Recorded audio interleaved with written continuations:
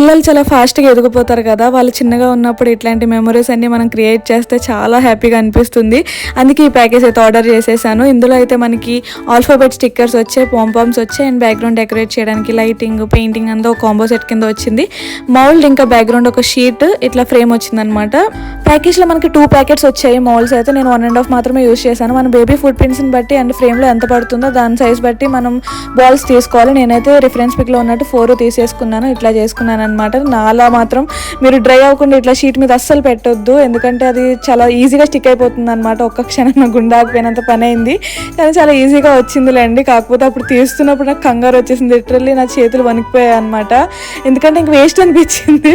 కాకపోతే సైడ్ నుంచి అట్లా రబ్ చేస్తుంటే వచ్చేసింది మొత్తం నీట్గా. నేనైతే ఇట్లా 4 చేసుకున్నాను.